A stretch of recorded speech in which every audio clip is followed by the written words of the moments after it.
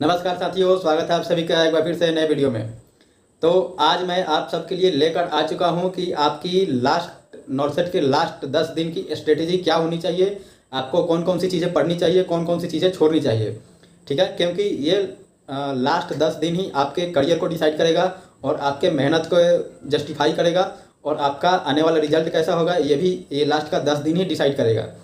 तो लास्ट का जो 10 दिन होता है वो एक नॉर्सेट एस्पिरेंट के अगर हिसाब से देखा जाए तो बहुत ही महत्वपूर्ण टाइम होता है। ठीक है, काफ़ी इंपॉर्टेंट होता है। अगर आप इसमें भटक गए या फिर गलत चीज़ों को बारे में सोचने लगे या फिर गलत चीज़ पढ़ने लगे, ठीक है, और आपका टाइम अलग जगह पे वेस्ट हो गया तो आपको बाद में बहुत पछताना पड़ेगा। ठीक है, तो हम इसी बारे में बात करेंगे कि मैंने भी नॉर्सेट 8 जब दिया था और मेरा ऑल इंडिया रैंक 117 आया था। ठीक है, तो मेरी क्या स्ट्रेटेजी रही थी लास्ट के 10 दिनों में और मैंने क्या पढ़ा था, क्या छोड़ा था। तो मैं अपने एक्सपीरियंस के हिसाब से मैं अपना एक्सपीरियंस भी आपसे साझा करूंगा और ये भी बात करेंगे कि आपको भी क्या पढ़ना चाहिए। ठीक है, अगर आपको ठीक लगे तो आप ज़रूर उसे फॉलो कीजिएगा, अगर नहीं तो कोई बात नहीं। ठीक है, तो वीडियो की शुरुआत करते हैं। और अगर उससे पहले साथियों, अगर आप चैनल पर नए हैं तो जल्दी से सब्सक्राइब कर लीजिएगा, क्योंकि मैं इस पे चैनल पे काफ़ी इंपॉर्टेंट चीज़ जैसे नर्सिंग से रिलेटेड हो गया या फिर काफ़ी अन्य एग्जाम जो नर्सिंग के कम्पिटिटिव एग्जाम है, ठीक है, उनसे रिलेटेड मैं अपडेट इस पर डालता रहता हूँ। ठीक है, तो चलिए मैं आपको लगभग 8 से 10 पॉइंट बताऊंगा कि आपको क्या करना चाहिए इन 10 दिनों में, और आपको सिर्फ 8 से 10 पॉइंट यही आपको फॉलो करना है। ठीक है, अगर आपको सही लगे तो, नहीं तो कोई ऐसा ज़बरदस्ती नहीं है, क्योंकि मैं अपने यहाँ पे एक्सपीरियंस के हिसाब से बताऊंगा और मेरा भी 117 रैंक आया था। ठीक है, तो चलिए सबसे पहला पॉइंट मेरा ये रहेगा कि जो पी.आर. यादव है, ठीक है, और टारगेट हाई है, ये सारी बुक को अब आप बंद करके एक जगह आप स्थिर से रख दीजिए। ठीक है, क्योंकि अब इन सब का समय अब जा चुका है। अब आपको इन सब पे ध्यान नहीं देना है और टारगेट हाई पी.आर. यादव ये आपको इसका एमसीक्यू वगैरह नहीं करना है, इन सबको बंद कर देना है। ठीक है, और आपको करना क्या है, तो पहला पॉइंट आपको PYQ जरूर देखना है। पहला पॉइंट में आप प्रीवियस ईयर क्वेश्चन पेपर जरूर देखेंगे। ठीक है, और चलिए दूसरा पॉइंट मैं आपको बता रहा हूँ, अगर आप कोई टेस्ट सीरीज दे रहे हैं, आपने कोई टेस्ट सीरीज ले रखा है, तो उस टेस्ट सीरीज को भी आप स्किप नहीं करें, उसको भी आप लगातार जैसे कंटिन्यूटी बना है आपका, आप वैसे ही लगातार टेस्ट सीरीज को देते रहें। ठीक है, और इसके बाद मेरा तीसरा पॉइंट होगा इसमें, तीसरा पॉइंट इसमें मेरा है कि आपने जो की पॉइंट्स बनाया है, ठीक है, आपने जो या फिर आपने यूट्यूब से की पॉइंट्स बनाए हो या फिर आपने किसी बुक से की पॉइंट्स बनाए हो या फिर आपने अपने नोट से कुछ की पॉइंट्स निकाल कर आपने अलग लिखा हो, ठीक है, उसको एक बार आप जरूर रिवीजन कीजिएगा। या फिर आपने शॉर्ट नोट्स बनाया हो किसी भी सब्जेक्ट का या फिर किसी भी टॉपिक का, तो वो एक बार आप जरूर रिवीजन करें। ठीक है, तो ये हो गया हमारा तीसरा पॉइंट। अब चौथा पॉइंट हम बात करने वाले हैं। ठीक है, अच्छा, इसके बाद आपका जो अभी समय है वो आप इमेज को एक बार जरूर देख लीजिएगा। जितने भी इमेज हैं आपको दे रखे हैं बुक में, टारगेट हाई में भी दे रखे हैं। ठीक है, और अगर और भी माध्यम से और भी बुक है आपके पास अगर, ठीक है, तो आप उसका भी इमेज बेस्ड क्वेश्चन देख सकते हैं, क्योंकि इमेज से क्वेश्चन जरूर आता है आपको 7-8 तो जरूर आ जाते हैं। ठीक है, प्रीलिम्स में भी आपका 7 से 8 क्वेश्चन आ जाते हैं। और इसके बाद मेन्यूवर्स, आप मेन्यूवर्स देखना बिल्कुल ना भूलें, क्योंकि मेन्यूवर्स से हर नॉर्सेट में हर बार इस बार पूछा जा रहा है। ठीक है, क्योंकि अभी जो 3-4 नॉर्सेट गए हैं इसमें आपको सारे नोट्स में मेन्यूवर से क्वेश्चन इमेज बेस्ड देखने को मिलता है। ठीक है, इमेज बेस्ड हो या फिर ऐसे क्वेश्चन भी आपको देखने को मिलता है, तो मेन्यूवर्स देखना आप बिल्कुल नहीं भूलेंगे। ठीक है, और अगला पॉइंट है हमारा इसके बाद जो भी आपने कंसेप्ट या फिर आपने जो ट्रिक बनाया है याद करने का या फिर फार्मूला जो भी किसी भी सब्जेक्ट को या फिर कोई भी चीज़ को याद करने का बनाया है, तो उसको एक बार आप ज़रूर देखें। ठीक है, और इसके बाद आप जितने भी छोटे छोटे पॉइंट्स लिख रखे हैं वो भी आप एक बार जरूर देखें। ठीक है, अब अगला पॉइंट हमारा होने वाला है माइनर सब्जेक्ट पे आपको ज़्यादा ध्यान अभी नहीं देना है, क्योंकि आपको जो समय था माइनर सब्जेक्ट पे ध्यान देने का वो समय अब जा चुका है। आपको मेजर सब्जेक्ट आपको क्लियर करना है, क्योंकि जो एग्ज़ाम होगा आप मेजर सब्जेक्ट से ही ज़्यादा क्वेश्चन आते हैं और वही आपको सफलता दिलाएगा, आपका प्रीलिम्स क्लियर कराएगा। ठीक है,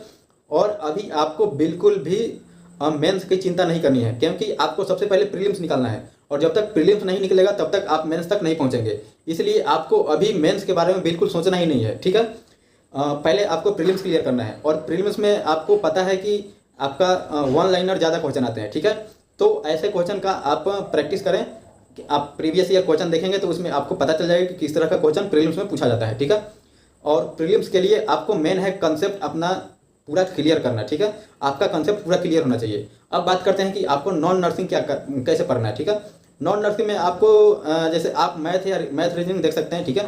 क्योंकि इसके अलावा जो जीके वगैरह पूछा जाता है वो कहाँ से पूछा जाता है वो किसी को भी मतलब कोई आइडिया नहीं है कि आपको कहाँ से उठाकर पूछ दिया जाए। तो इसलिए आप नॉन नर्सिंग में मैथ रीजनिंग देख लीजिएगा एक बार। मैथ रीजनिंग से आते हैं क्वेश्चन तो वो बन जाएगा आसानी से। बाकी आपका जो जीके वगैरह आता है अगर आपको आए तो आप बनाएं, नहीं तो फिर उसको आप स्किप कर सकते हैं, ठीक है। चलिए अब बात करते हैं कि आपको एंजाइटी कैसे दूर करना है। क्योंकि एग्ज़ाम में जाने से पहले काफ़ी एंजाइटी होती है कि ऐसा होगा, एग्ज़ाम कैसा होगा, क्या नहीं, क्या कैसा क्वेश्चन आएगा, कैसा नहीं आएगा, ठीक है। ऐसे मन में कई सारे सवाल होते हैं। क्योंकि मैंने भी ये सारी चीज़ फील किया है और मैंने भी एग्ज़ाम दिया है तो मुझे भी सारी चीज़ें पता है, ठीक है। तो इस हिसाब से मैं आपको बता रहा हूँ कि आप बिल्कुल इसके बारे में ना सोचें कि आपका रिजल्ट क्या होने वाला है। आप बिल्कुल बस आपको जाना है एग्ज़ाम, जैसे आप जैसे अपने मान लेते हैं टेस्ट सीरीज अगर ले रखे हैं तो आपको टेस्ट सीरीज समझ के ही आपको एग्ज़ाम देना है और हल्का फुल्का आप खाना खाकर जाएं। और बाकी किसी को देखकर अगर कोई पढ़ रहा है सेंटर पे तो उसको देखकर आपको एंजाइटी फील नहीं लेना है। आपको कोई भी डर आपके अंदर नहीं होना चाहिए कि मैंने वो पढ़ रहा है तो मैं भी पढ़ लूँ, ये कर लूँ, वो कर लूँ, ये पढ़ लूँ, वो पढ़ लूँ, ठीक है। तो ऐसा चीज़ आपको नहीं सोचना है। क्योंकि ऐसा आपको देखने से या फिर आपके माइंड में ऐसा ऐसा ख्याल आने लगता है। तो इसीलिए आप बिल्कुल शांत मन से आप किसी पे ध्यान मत दीजिएगा। अगर एग्ज़ाम सेंटर पे अगर आप जा रहे हैं तो उस समय कौन क्या कर रहा है, क्या पढ़ रहा है, आपको इससे कोई मतलब नहीं होना चाहिए। आपके दिमाग में सिर्फ यही होना चाहिए कि आपने जो पढ़ा है वो बहुत है, आपने बहुत अच्छे से तैयारी किया है।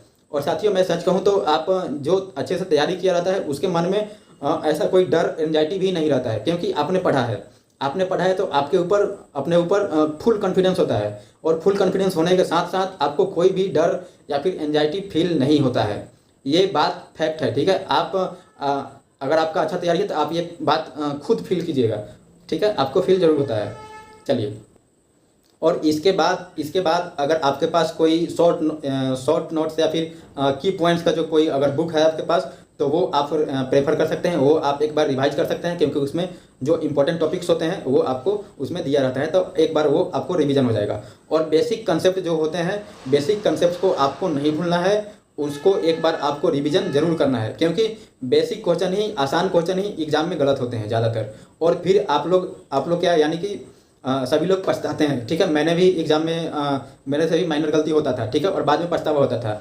तो वो पछतावा ना हो इसलिए आप बेसिक कंसेप्ट जरूर ध्यान रखें। और बेसिक जो नॉर्मल जो क्वेश्चन आते हैं आपको देखने में आसान लगता है तो उस क्वेश्चन पे आप बिल्कुल 1 मिनट मतलब थोड़ा सा सोच समझ कर ही उसका आंसर टिक करें। क्योंकि आप ओवर कॉन्फिडेंस में आके और वो गलत टिक कर देते हैं। इसलिए एक बार सोचना है, समझना है, क्वेश्चन को अच्छे से देखना है, ऑप्शन को भी अच्छे से देखना है, उसके बाद आपको टिक करना है, ठीक है। क्योंकि ये आसान क्वेश्चन ही गलत होकर हमारा सिलेक्शन रोक देते हैं।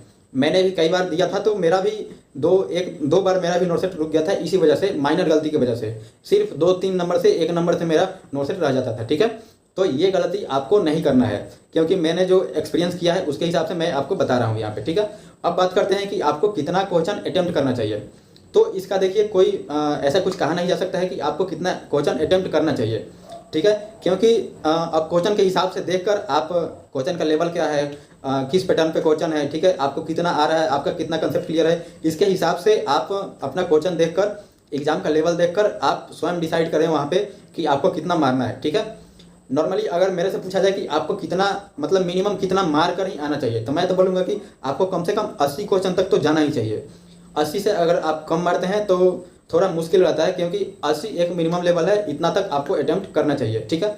बाकी क्वेश्चन के हिसाब से क्वेश्चन का लेवल कैसा है, एग्जाम का पैटर्न, एग्जाम का लेवल कैसा है, ठीक है, इस हिसाब से आप इससे ज़्यादा मार सकते हैं। अगर आपको क्वेश्चन आ रहे हैं, आपको आसानी से लग रहा है कि हाँ मुझे आता है, सही है, तो आप इससे ऊपर जा सकते हैं। लेकिन मिनिमम मैं बोलूँगा 75 से 80 कम से कम आपको इसके बीच में करना चाहिए, ठीक है। और इससे ज़्यादा आप अपने हिसाब से अटेम्प्ट कर सकते हैं, ठीक है।